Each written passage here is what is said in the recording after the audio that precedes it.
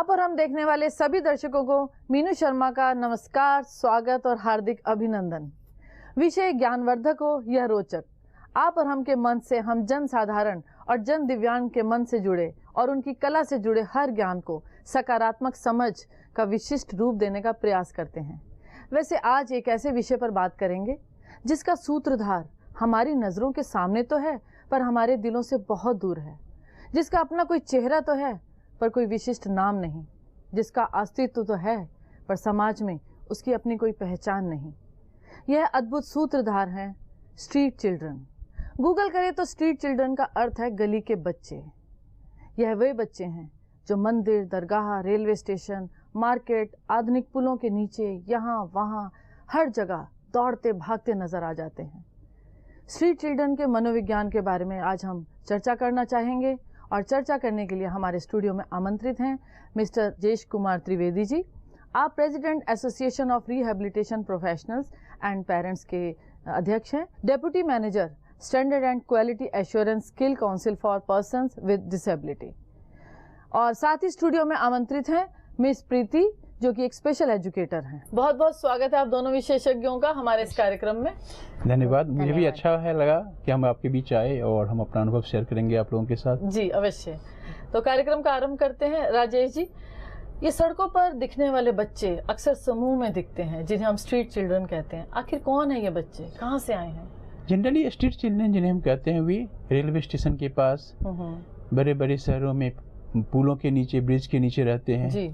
या कहीं बहुत बड़ा स्पेस है तो स्ट्रीट पे रहते हैं जी। ये किसी न किसी प्रकार से हमारे समाज से एक्सक्लूडेड होते हैं और इनका पारिवारिक पृष्ठभूमि बहुत ही दयनीय होता है। कई बार ये समाज से निकाल देते हैं, कई बार ये अनाथ होते हैं, कई बार किसी के द्वारा किडनैप करके या कहीं और से लाए हुए होते हैं और उन्हें छोड़ दिए होते हैं। जो इस प्रकार की जीवन व्यतीत करते हैं प्रायः ये दो प्रकार के होते हैं। एक वे बच्चे जो स्ट्रीट पे ही अपना जीवन यापन करते हैं, दूसरा वे बच्चे जो स्ट्रीट पे रहते हैं पर कहीं और काम करते हैं, वे बच्चे होते हैं। इन्हें हम स्ट्रीट चिल्ड्रन कहते हैं। जी जी जी। प्रीति वर्मा जी, यहाँ मैं आपसे प्रश्न करना चाहूंगी कि हर व्यक्ति समाज से जुड़ने से पहले अपने परिवार से जुड़ता है, तो स्ट्रीट चिल्ड्रन का जैसे कि सर ने बताया कि उनकी एक पारिवारिक पृष्ठभूमि होती है, तो किस तरह का चेहरा होता है इनकी पारिवारिक पृष्ठभूमि का?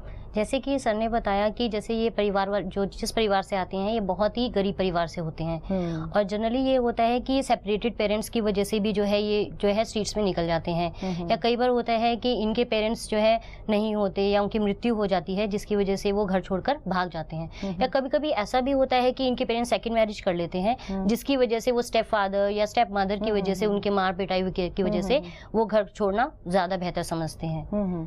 तो इनके माता पिता का इनके साथ किस तरह का जो भावनात्मक स्तर पर किस तरह जुड़े होते हैं अपने माता पिता से? जनरली क्या होता है कि ये पॉवर्टी बहुत ज्यादा होती है इनकी फैमिली में और उनकी बेसिक नीड्स पूरी नहीं होती, जिनकी वजह से जो है ये बहुत फ्रस्ट्रेटेड रहते हैं और वो इस वजह से जो है वो चाहते हैं कि उनकी सब विल्स पूरी की जाए, बट लेकिन उनके पेरेंट्स की लिमिटेड सोर्स ऑफ इनकम होने की वजह से वो इतने ज्यादा उनकी नीड्स पूरी नहीं कर पाते, जिसकी वजह से क्या है उनके साथ बहुत अच्छा रिलेशन वो अपने पेरेंट्स के साथ रख नहीं पाते, जिसकी वजह से वो ये सोचते हैं कि शायद हम लोग फ्रीडम हमें मिल जाए या हम घर से भाग जाए तो हमें ज्यादा अच्छा हम अपना ध्यान रख सकते हैं, और ये रीजन रहता है कि वो घर छोड़कर भागना ज्यादा पसंद करते हैं। कई बार ऐसा भी देखा गया है कि उनकी गरीबी, उनकी जो मजबूरी है जिसके कारण वो स्ट्रीट चिल्ड्रन की जिंदगी व्यतीत करते हैं। जैसे 3 दिन पहले का एक मैं एग्जाम्पल दूं, सवेरे में अपने बच्चों के साथ मंदिर गया, उसी समय मैंने देखा कि 2 छोटे बच्चे, एक बहन और भाई, एक ठेला लेके जा रहे थे और वो पेपर वर्क चुनने का काम कर रहे थे। तो मैंने अपने बच्चों को बताया कि चलो इनसे बात करते हैं। मैंने पूछा कि आप स्कूल जाते हैं? उनकी बहन ने कहा नहीं। हमने क्यों? हम लोग दिन भर ही कोई कचरे को चुनते हैं और इसे बेच के मम्मी पापा हमारे लिए भोजन की व्यवस्था करते हैं। तो बड़ा ये फील हुआ। तो गरीबी एक हमारे लिए बहुत बड़ी समस्या है और ये समाज से अपने आप को अलग रख पाते हैं, समाज के बारे में नहीं सोचते, समाज इनके बारे में सोचता, ऐसी इनकी फीलिंग है। तो जब हम बाल समस्याओं की बात करते हैं तो बाल मजदूरी, बाल शोषण उनमें प्रमुख है, तो स्ट्रीट चिल्ड्रन के साथ कुछ और समस्याएं भी जुड़ जाती हैं। तो प्रीति जी, मैं आपसे जानना चाहूंगी कौन सी हैं वो और समस्याएं जो इनके जीवन की व्यवस्था के कारण, इनकी गरीबी के कारण या इनकी अशिक्षा के कारण उत्पन्न होती हैं? मेनली ये है कि जैसे ये पॉवर्टी होती है, बहुत ज्यादा गरीब हालात में रहते हैं, तो इनको खाने के लिए बहुत ज्यादा अच्छा भोजन नहीं होता, और जहाँ पे भोजन मिला, जैसा भोजन मिला, कुछ लोग जैसे हम लोग रेस्टोरेंट्स वगैरह में भी हम लोग जाते हैं, कुछ खाना छोड़ दिया तो वो उन्हीं प्लेट्स में से खा लेते हैं, और वो उन्हीं जिस उनकी एज के अकॉर्डिंगली जैसा उनको फूड चाहिए होता है, बैलेंस डाइट चाहिए होता है, न्यूट्रिशन फूड चाहिए होता है, वो उनको अवेलेबल नहीं हो पाता, जिसकी वजह से क्या है वो कुपोषण के शिकार हो जाते हैं। और कभी कभी ऐसा भी होता है कि उनको दवाई वगैरह ना मिलने की वजह से या लैक ऑफ फूड की वजह से जो है वो कभी कभी उनकी मृत्यु भी हो जाती है। और दूसरा ये भी रहता है कि जैसे जिस सिचुएशंस में ये लोग रहते हैं, जैसे बहुत ही हाइजीनिक सिचुएशंस नहीं होती हैं इनकी, बहुत ही झोपड़पट्टी या साइड्स में, यहाँ बहुत जहाँ पे नाले वगैरह या जैसे अनहाइजीनिक कंडीशंस होती है, ये वहाँ पर रहते हैं, जिसकी वजह से क्या है ये जनरली बीमार पड़ जाते हैं। और बीमार पड़ने की वजह से क्या होता है कि इनके पास मनी नहीं होता है, या मतलब बहुत पैसे की कमी की वजह से वो अच्छे से इलाज नहीं करवा पाते, और जिसकी वजह से जो है वो फिर बीमारी बढ़ती चली जाती है, और या फिर जो है वो इसी बीमारी में ही आगे बढ़ते चले जाते हैं, और अंत में फिर वही होता है कि वो उसकी वजह से, और साथ ही ड्रग्स वगैरह की वजह से और क्राइम में भी निकल जाते हैं। एग्जैक्टली कि मेनली ये है कि इनके पास कोई सुपरविजन नहीं होता, वो खुद ही अपने सुपरवाइजर होते हैं, you can say that, because उनके पेरेंट्स वगैरह तो उनके साथ होते नहीं है, तो इस वजह से they decide for their own selves. तो इसकी वजह से क्या होता है कि उनको जो लगता है, क्योंकि बहुत ज्यादा स्ट्रगल दिखा होता है लाइफ के अंदर, जिसकी वजह से बहुत फ्रस्ट्रेट हो जाते हैं, और इसकी वजह से जो है फिर वो सब्सटेंस अब्यूज या अल्कोहलिज्म या इवन की वो जो है मर्डर या मींस की क्राइम वाली एंटी सोशल बिहेवियर भी उनका हो जाता है, जिसकी वजह से जो है फिर वो आगे उनका फ्यूचर जैसे आप समझ सकते हैं कि इतना ज्यादा बेहतर नहीं होता है। जी। तो राजेश जी, यहाँ मैं बात करना चाहूंगी कि इन बच्चों के साथ इतनी समस्याएं हैं, तो इनका किस तरह से इनकी मनोवैज्ञानिक स्थिति क्या हो जाती है, क्या सोचते हैं कि बच्चे? देखिए, सबसे बड़ी बात कि वो पहले तो वो भी देखते हैं कि मैं भी अन्य बच्चों की तुलना में एक बच्चा हूँ, समाज में अन्य बच्चों को जो सुविधाएं मिलती है वो हमें भी मिलनी चाहिए। उनके पास मम्मी पापा है, उनके छोटे छोटे नीड को पूरा करते हैं, उनके छोटे छोटे गलतियों का करेक्शन करते हैं, उन्हें बताते हैं, हर जगह उनकी प्रोटेक्शन होती है, उनकी सपोर्ट होती है, जिससे उसका अपब्रिंगिंग होता है। हमारे पास नहीं होता है, तो एक हीन भावना फैलती है, कभी रिएक्शंस होता है, उस रिएक्शन को ध्यान में रखते हुए वो गलत रास्ते पर जाने की कोशिश करते हैं, मानसिक स्थिति से काफी दयनीय होते हैं, तो क्राइम की ओर बढ़ना चाहते हैं, एग्रेशंस बढ़ जाती है, कभी डिप्रेशन हो जाता है, जो लोग उसको गलत ढंग से चाहते हैं उसका यूज कर सकते हैं, छोटे से पैसे देके गलत काम करवा लेते हैं, और जिंदगी के मुख्य धारा से जुड़ने की जगह और दूसरे धाराओं में चला जाते हैं। फिर एक सर्टेन टाइम के बाद उनको रिग्रेट होता है, पर तब काफी देर हो चुका होता है, और वहाँ पे कृष्ण की संभावनाएं नहीं बनती है। बिल्कुल, यहाँ समाज और देश को काफी नुकसान पहुंच चुका होता है। डेफिनेटली। जी। तो क्या इन बच्चों की किसी किस्म की काउंसलिंग की जा सकती है? ऑफ कोर्स इनकी काउंसलिंग की जा सकती है, काउंसलिंग तो सबसे अच्छी बात है, और काउंसलिंग के साथ साथ इनके लिए अन्य चीजों पर भी ध्यान देने की आवश्यकता है। जैसे इन बच्चे के जनरली 6 साल से लेकर 18 साल के बीच के होते हैं, तो इनके एज ग्रुप को ध्यान में रखते हुए इनको काउंसलिंग होनी चाहिए। काउंसलिंग के साथ साथ उनके पढ़ने की व्यवस्था होनी चाहिए। पढ़ने की व्यवस्था चूंकि फैमिली होता नहीं है, तो रेसिडेंशियल फैसिलिटी होनी चाहिए, और जो पढ़ने लायक है उनको पढ़ाइए। जो पढ़ने लायक वाले एज को क्रॉस कर चुके हैं, तो यहाँ पे हम कह सकते हैं कि बच्चे हमारे 2 ग्रुप में मिलेंगे, एक एजुकेबल होगा, दूसरा ट्रेनेबल होगा। जो ट्रेनेबल होगा, आजकल हमारी गवर्नमेंट स्किल इंडिया को लेकर काफी आगे बढ़ रही है, तो उनको उसी प्रकार के स्किल्स में प्रमोट किया जाए, ताकि एक ट्रेंड होने के बाद वो अपने आप को आत्मनिर्भर हो सके, समाज के लिए प्रोडक्टिव पार्ट बन सके, और एक तरह से क्राइम को भी रिड्यूस कर सके। जो पढ़ने वाले उनको पढ़ाए और साथ में स्किल ट्रेनिंग की बात कराए। इसके अलावा जो सिर्फ स्किल ट्रेनिंग ही किए, हम चाहे तो NIOS के थ्रू उनको भी बेसिक एजुकेशन देके आगे एजुकेशन को प्रमोट कर सकते हैं। तो इस प्रकार से बच्चे हमारे समाज की मुख्य धारा से जुड़ेंगे, एक समाज के लिए उत्पादक अंग बन सकेंगे, और समाज की जो क्राइम या किसी अन्य प्रकार की जो विकृतियां हैं वो धीरे धीरे कम होगी। जी। और साथ ही इनको किसी किस्म की लाइफ स्किल्स की ट्रेनिंग भी देना जरूरी है क्या? जब हम इसको स्किल डेवलपमेंट ट्रेनिंग की प्रोग्राम कराएंगे, उस समय life skills, soft skills, other behaviour, समाज के साथ कैसे जुड़ते हैं, वेरियस एक्टिविटी में जब उनको इन्वॉल्व करेंगे, तो ऑटोमेटिकली ये सब कुछ वहाँ पे सीखेंगे। एक परिवार की तरह मिलेगा, ग्रुप एक्टिविटी में वो इन्वॉल्व होंगे, जिम्मेदारियां मिलेगी समाज के प्रति, सरकार के प्रति, अपने प्रति, तो डेफिनेटली ओवरऑल इनका डेवलपमेंट होगा। इनकी सोचने की दिशा भी बदल जाएगी। जी बिल्कुल, सोच सकारात्मक होगी, पहल क्रियात्मक होगी, जो एक अच्छे प्रोडक्टिव पार्ट बन के हमारे समाज के लिए बाहर निकलेंगे। जी। प्रीति जी, संक्षेप में आप हमारे दर्शकों को क्या मैसेज देना चाहेंगी, आप और हम के मन से, कि क्या करें, स्ट्रीट चिल्ड्रन बच्चों को किस दृष्टि से देखा जाना चाहिए? मेरे हिसाब से स्ट्रीट चिल्ड्रन को अगर जो है बहुत अच्छे से काउंसलिंग दी जाए, या उनको कन्विंस किया जाए, या मेनली उनको प्यार की बहुत ज़्यादा ज़रूरत होती है, अगर उनको प्यार से उनको समझाया जाए और उनको थोड़ा सपोर्ट किया जाए, तो वो हमारे देश के लिए बहुत बड़े जो है इम्पोर्टेंट एक सिटीजन भी बन सकते हैं। जी, बहुत बहुत धन्यवाद आप दोनों विशेषज्ञों का कि आप हमारे मंच पर आए और इतनी महत्वपूर्ण जानकारी दी। सड़कों पर जीने का कारण जो भी हो, यह तो सच ही है, यह जिंदगी कष्टपूर्ण है और पल पल खतरों से भरी है। अगर समय रहते इन बच्चों की स्थिति और इनके मनोविज्ञान का संज्ञान लिया जाए और उचित मार्गदर्शन किया जाए, तो उनकी स्थिति बेहतर हो सकती है। इसी के साथ लेते हैं एक छोटा सा ब्रेक में पक्षियों के लिए पानी की व्यवस्था अवश्य कर दें। तापमान 48 डिग्री सेल्सियस के पारे तक पहुंच चुका है। लेते हैं एक ब्रेक छोटा सा।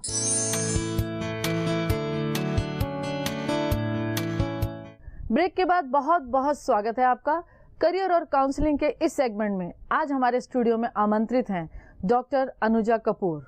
आप क्रिमिनोलॉजिस्ट हैं, honorary special police officer, criminal lawyer, high court and supreme court of India. बहुत बहुत स्वागत है आपका हमारे इस कार्यक्रम में जिसका नाम है आप और हम।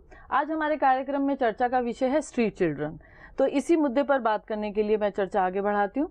डॉक्टर कपूर, निठारी कांड के बाद यह एक मुद्दा सामने आया, एक सामाजिक चेतना सामने आई कि जो पीड़ित बच्चे थे वो सभी मिसिंग चिल्ड्रन थे, स्ट्रीट चिल्ड्रन थे, गरीब परिवारों से थे। इससे पहले इस विषय पर हमने कभी शायद इतनी गंभीरता से सोचा भी नहीं। तो क्या लगता है, अगर हमने मिसिंग चिल्ड्रन की समस्या पर पहले से काम किया होता या चेतना होती तो इस तरह के गंभीर घृणित अपराधों को रोका जा सकता था, और भविष्य में हम क्या कार्य करें कि इस तरह के अपराध फिर से ना हो?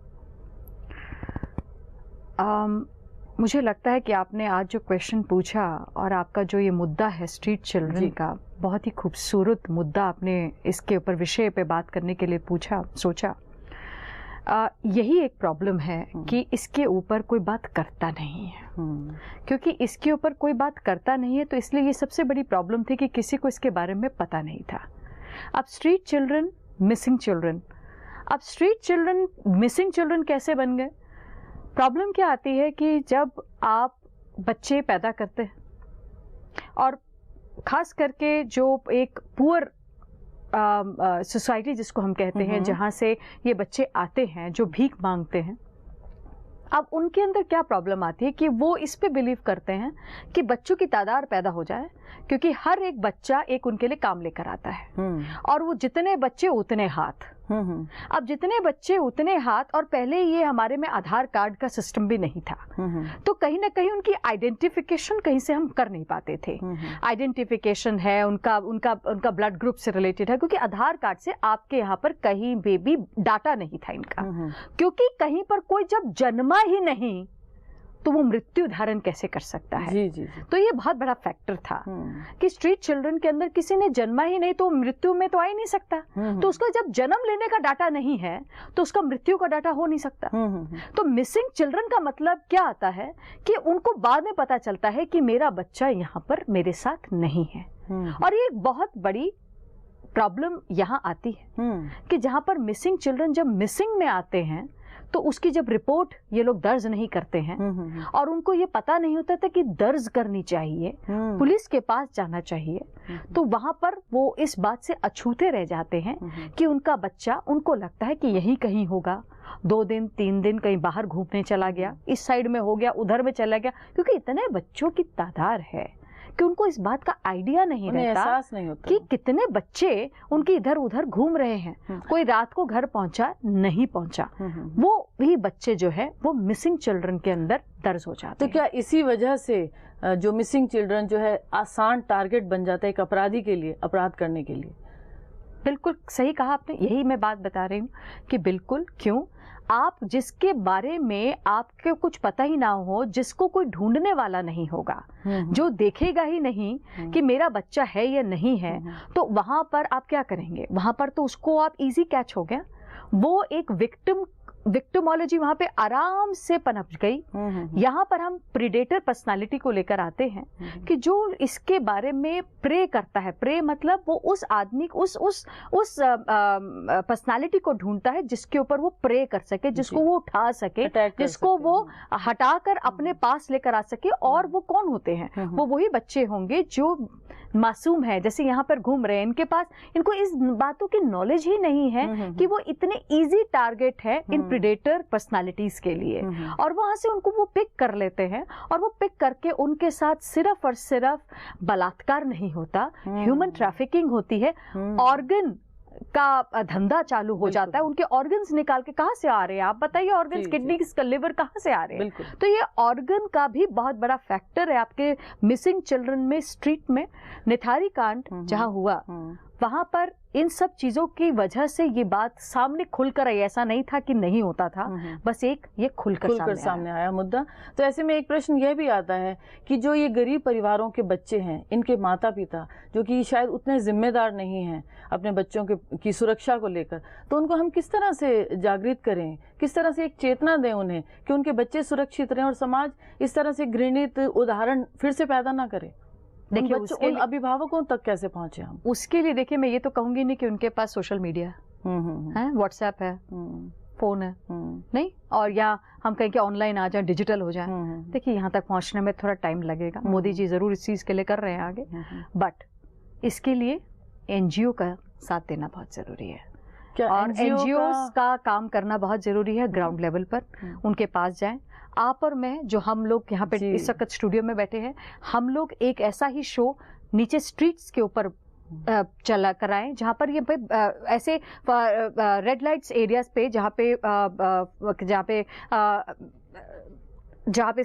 पे ये रेड लाइट्स का जो इशू जहाँ पर रहता है, और वहाँ पर जाकर भी हम लोग एक रेड लाइट का मुद्दा भी बहुत बड़ा इजी टारगेट इशू आ जाता है, क्योंकि वहाँ पर बच्चों को टारगेट कर दिया जाता है। आपके बस स्टॉप्स हैं, आपके जहाँ पे ट्रैफिक सिग्नल्स हैं, वहाँ पर जब बच्चे आकर रुकते हैं तो एक वहाँ पर जाकर बात की जा सकती है। उनको हमें ऐसा काम करना है कि हम उन तक पहुंचे, वो हम तक नहीं। ये एक बहुत बड़ा कैच है जहाँ पे हमें ये देखना है कि अगर आप सच में किसी को जागृत करना चाहते हैं तो आप उन तक पहुंचे। यहाँ मैं सिक्के का दूसरा पहलू भी देखना चाहूंगी कि जो बच्चे शिक्षा से दूर हैं, जो बच्चे अपने अभिभावकों के प्रेम से दूर हैं, जो बच्चे समाज में वंचित हैं, उन्हें छोटी छोटी अपनी भूख के लिए भी भीख मांगनी पड़ती है, छोटी छोटी आधारभूत आवश्यकताओं के लिए भी उन्हें भटकना पड़ता है, तो ऐसे बच्चे बहुत जल्दी शोषित भी होते हैं। तो ऐसे बच्चे अपराध की ओर भी बढ़ते हैं। तो कानून में इस तरह का प्रावधान है कि इन बच्चों की सुरक्षा की जाए, या इन बच्चों के लिए हम थोड़ा सा सॉफ्ट टारगेट रखें इनकी शिक्षा के लिए, या इन्हें समाज में कोई ऐसा वोकेशन दिया जाए? क्या इस तरह का कोई प्रावधान है हमारे पास? बात यही प्रॉब्लम है, हमें नॉलेज नहीं है, इग्नोरेंस ऑफ द लॉ जी। तो ये सबसे बड़ी बात है। कॉन्स्टिट्यूशन ऑफ इंडिया के अंदर ये सब चीज़ों का प्रावधान है, आर्टिकल्स हैं, बने हुए हैं, सिर्फ पता नहीं है। स्टेट की जिम्मेवारी है पैदा होने से मरण तक, स्टेट इस चीज़ को हैंडल करता है। स्टेट ही ये चीज़ बताता है जिसको हम कहते हैं DSP, जहाँ पर ये आपका उसमें प्रावधान हैं कि आपको अगर स्टेट से रिलेटेड आपको इन चीज़ों के बारे में नहीं मालूम है तो आप इसके बारे में, जो यही मैं कह रही हूँ कि एनजीओज इन चीज़ों को आगे लेकर आए, क्योंकि लोगों को पता नहीं है, लोग इस बात को समझ नहीं पाते हैं। अब हम लोग बहुत ज़्यादा वोकल हो गए नुक्कड़ नाटक की हेल्प से। इन लोगों के अपने आर्टिकल्स, अपने कॉन्स्टिट्यूशंस और अपने फंडामेंटल राइट्स के लिए लोगों को पता होना, राइट के लिए पता होना। अब रेप राइट्स पता है, क्योंकि निर्भया के बाद ये रेप राइट है, छोटे छोटे बच्चों तक को भी समझ में आने लग गया। एटलीस्ट वो रेप क्या होता है। तो जिस चीज के बारे में हम एक डायलॉग चालू नहीं करेंगे तो उसके बारे में पता नहीं चल सकता। हमारे कॉन्स्टिट्यूशन ऑफ इंडिया के अंदर इस चीज के प्रावधान है। स्टेट को इसके लायबल माना गया है, रिस्पॉन्सिबल किया गया है कि वो बच्चों को एक तो फ्री एजुकेशन दे, ये आपका फंडामेंटल राइट है। उनका आर्टिकल 21 ये कहता है कि आपको लाइफ एंड पर्सनल लिबर्टी आपकी होनी चाहिए, कि जहां पर आपको ये पता होना चाहिए कि आपका जिंदा रहना और सही मायने में इन गुड कंडीशन, ह्यूमन जो एक कंडीशन रहती है वो चीजें आपको मिले, आपको पढ़ाई मिले, आपको काम मिले, आपका जो और सिर्फ यही नहीं, आपकी फंडामेंटल ड्यूटीज क्या हैं ये भी कॉन्स्टिट्यूशन ऑफ इंडिया आपको बताता है।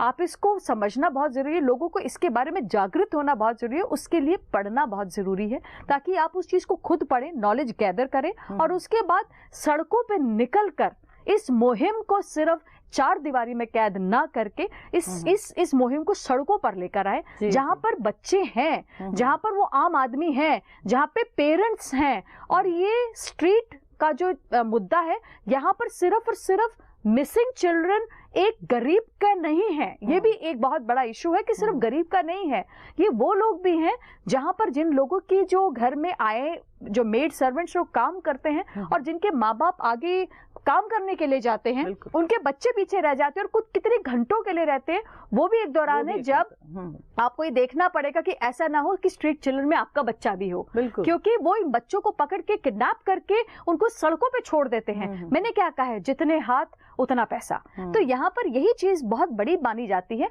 और ऑर्गन से रिलेटेड, ह्यूमन ट्रैफिकिंग से रिलेटेड, प्रोस्टिट्यूशन से रिलेटेड, ये सब चीजें यहाँ से उठाई जाती हैं। और आपको मैं क्विकली एक बात और बता दूं कि जो बाहर से लोग आते हैं टूरिस्ट, उनको ये स्ट्रीट चिल्ड्रन बहुत ज्यादा आकर्षित करते हैं क्योंकि वो पेडोफाइल्स होते हैं। उनमें से कितने ऐसे हैं जो पेडोफाइल्स, और गोरों को ये चमड़ी बहुत पसंद आती है और बच्चे आर द इजीएस्ट टारगेट। इसीलिए मिसिंग चिल्ड्रन का मतलब है ढूंढिए वो बच्चे जो हमारे हैं, बिल्कुल, जिनके ऊपर कोई प्रक्रिया नहीं है, वो बच्चे जिनका ना जन्म हुआ ना मरण हुआ, इनको टारगेट इसीलिए आसानी है क्योंकि इनका कोई बायोडाटा नहीं है, ये आपके किसी भी डाटा में अवेलेबल नहीं है। जी, बहुत अच्छी बात कही आपने। निश्चित रूप से गरीबी एक अभिशाप है, लेकिन राइट टू लिव की अगर चेतना समाज में आ जाती है तो इसकी मुहिम छेड़ने की आवश्यकता है। उसके बाद हम स्ट्रीट चिल्ड्रन को एक समस्या की तरह नहीं, एक समाधान की तरह देख सकते हैं। बहुत बहुत धन्यवाद आपका,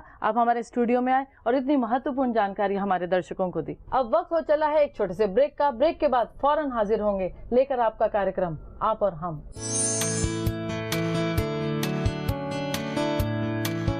ब्रेक के बाद बहुत बहुत स्वागत है आपका विजुअल एंड परफॉर्मिंग आर्ट्स के इस सेगमेंट में। आज हमारे मंच पर एक नहीं दो कलाकार आमंत्रित हैं। आप हैं योशिता वालिया, जिन्होंने अभी इसी वर्ष कक्षा 12वीं की परीक्षाएं दी हैं, और साथ ही आमंत्रित हैं यशिका शर्मा, जो कि कक्षा 10वीं की छात्रा हैं। बहुत बहुत स्वागत है आप दोनों का हमारे इस कलात्मक मंच पर। योशिता, आप अपनी कला के विषय में हमारे दर्शकों को बताइए। जी, इसे पेंसिल स्केचिंग बोलते हैं। एक खाली कागज पे हम पेंसिल से इसको बनाते हैं, और जैसे कि आप इस वाली तस्वीर को देख सकते हैं, इसमें दुख को बहुत अच्छे से प्रकट किया गया है, क्योंकि काफी लोग ऐसे होते हैं जो अपनी बातें दूसरों को खुल के नहीं बता पाते हैं, तो वो इस चीज को अपनी ड्राइंग के जरिए दूसरों को समझा सकते हैं। जैसे कि इस चित्र में देखिए, इसमें मासूमियत कितनी अच्छी से दिखाई गई है बच्चे की, क्योंकि बच्चे की मासूमियत हम कुछ ऐसी बात है जो हम दूसरों को बता नहीं सकते, लेकिन चित्र के जरिए हम उसको बहुत अच्छे से दिखा भी सकते हैं।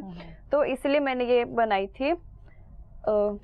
जैसे कि आप इस चित्र को देखिए, इसमें इतनी सुंदरता प्रकट करी हुई है मैंने लड़की की। अगर लड़की की हम तारीफ करेंगे तो वो काफी नहीं होगी, अगर हम उसे दिखाएंगे तो ज्यादा अच्छा लगता है, तो इसलिए ये ऐसे बनती है। जो आपने ये सारी स्केचिंग की है, तो इसके अंदर विशेष बात क्या है कि आपने रंगों का इस्तेमाल मैं देख रही हूँ कहीं नहीं है। ये पेंसिल स्केचिंग होती है, इसमें ये बिना रंगों के ही होती है। इसमें एक खाली कागज होता है, उस पे हमें पेंसिल से शेडिंग देनी होती है। अच्छा। और मतलब उसमें पूरी जान डालनी होती है एक तरीके से। ये तो इसमें तो भाव बहुत सुंदर तरीके से उभर कर आ रहे हैं। बहुत सुंदर कला के साथ आप जुड़ी हुई हैं। और ये कला आपको कब लगा कि ये कला आप कर सकती हैं? बचपन से मैंने मतलब ड्राइंग का बहुत शौक था। पहले तो मैं कार्टून और छोटे मोटे ही बनाती थी, फिर अच्छा। जब अभी थोड़े टाइम से मेरे को घर वालों ने बहुत मोटिवेट करा कि पेंसिल मतलब अगर इतना अच्छा कर रहे हो तो चित्र बनाओ इंसानों के, वो ज्यादा अच्छे लगते हैं। तो मैंने 1-2 बनाने शुरू करे, तो वो काफी अच्छे बनते गए, तो फिर मैं बनाती गई। बहुत सुंदर। अब मैं रुक करना चाहूंगी यशिका आपकी तरफ। यशिका, अपनी कला के विषय में हमारे दर्शकों को बताइए। जी, मैं सिंगिंग करती हूँ, और सिंगिंग एक ऐसी कला है जिससे हम भगवान से जुड़ते हैं, और हम कभी अगर टेंस हो तो वो हमारे मतलब टेंस को ठीक करती है। क्या बात। तो उसके लिए मतलब अगर कभी हमें बहुत ज़्यादा परेशानी है, हम किसी चीज़ में मतलब उलझे हुए हैं, तो हम सिंगिंग करेंगे तो हमारे दिल को थोड़ी शांति देगा। तो क्या आप हमारे दर्शकों को अपनी एक प्रस्तुति पेश करना चाहेंगे? जी जरूर। तो आप हमारे दर्शकों को क्या सुनाना चाह रहे हैं? जी, मैं सिंगिंग में सूफी कैटेगरी का सुनाना चाहूँगी। सूफी कैटेगरी, ये सूफी कैटेगरी गायन में आपने क्यों ली? क्योंकि ये सीधे भगवान से हमें जोड़ती है। अच्छा, और मतलब ये हमारे भाव ज्यादा अच्छी तरह से प्रकट करती है। अच्छा, तो अध्यात्म से जुड़ना चाहती हैं यशिका। ठीक है यशिका, बहुत सुंदर। आप हमारे दर्शकों को एक अपनी प्रस्तुति दीजिए।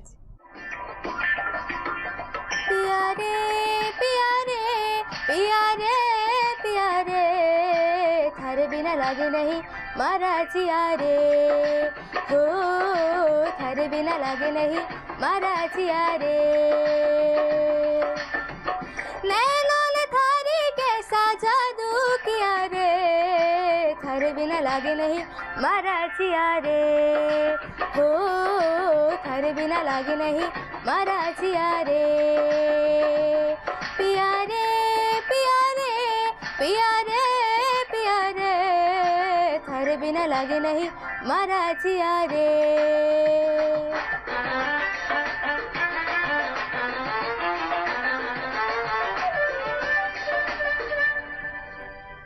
थारे बिना मोरे चैन नावे धक धक धक मारा जी घबरावे सुन ले सावरिया बोले बांसुरिया सुन ले सावरिया बोले बांसुरिया थारे बिना मोहे कुछ नहीं भावे पिया रे पिया रे पिया रे पिया रे थारे बिना लागे नहीं मारा जिया रे हो थारे बिना लागे नहीं मारा जिया रे पिया रे पिया रे पिया रे पिया रे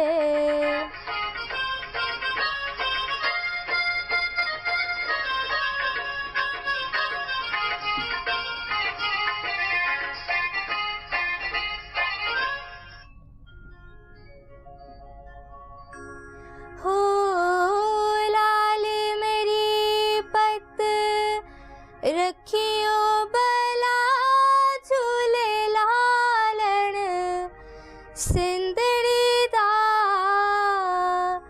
सेवन दा शकी शाबाज कलंदर दमादम मस्त कलंदर अली दम दम दे अंदर अली दा पहला नंबर हो लाल मेरी पत रखियो बला झूले लालन सिंदड़ी दा सेवन दा शकी शाबाज कलंदर दमादम मस्त कलंदर अली दम दम दे अंदर अली दा पहला नंबर हो लाल मेरी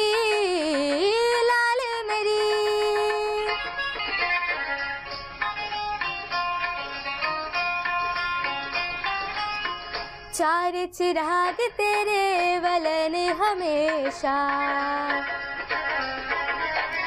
चार चिराग तेरे वलन हमेशा पंजवा में वालन आयो बला झूले लालन हो पंजवा में वालन पंजवा में वालन आयो बला झूले लालन सिंदड़ी दा सेवन दा शकी शाबाज कलंदर दमादम मस्त कलंदर अली दम दम दे अंदर अली दा पहला नंबर हो लाल मेरी पत रखियो बला झूले लालन सिंदड़ी दा सेवन दा शकी शाबाज कलंदर दमादम मस्त कलंदर अली दम दम दे अंदर अली दा पहला नंबर दमादम मस्त कलंदर दमादम मस्त कलंदर दमादम मस्त कलंदर। बहुत ही सुंदर प्रस्तुति रही आपकी। आज आप और हम के मन से जो चित्रकला और गायन कला का जो ये सफर रहा बेहद खूबसूरत रहा। बहुत बहुत धन्यवाद आप दोनों का। आप हमारे मंच पर आए और हमारे दर्शकों को इतनी सुंदर प्रस्तुति दी। साथियों, स्ट्रीट चिल्ड्रन सड़कों पर जीने वाले वो राजा हैं जिनका कोई सच्चा साथी नहीं, कोई असली मददगार नहीं। घोर गरीबी, कुंठित परवरिश, उचित मार्गदर्शन का अभाव, यही इनकी जिंदगी का सच है। आपराधिक आंकड़े संकेत दे रहे हैं कि यह बच्चे अवांछित गतिविधियों में शामिल होकर देश की प्रगति, देश के मान सम्मान और देश की अर्थव्यवस्था को भारी नुकसान पहुंचा सकते हैं। हाल ही में एक नामी अभिनेता ने कहा था, हम उस देश के वासी हैं जिस देश में सचिन रहता है। पूरे सम्मान के साथ यहाँ मैं एक पंक्ति और जोड़ना चाहूंगी।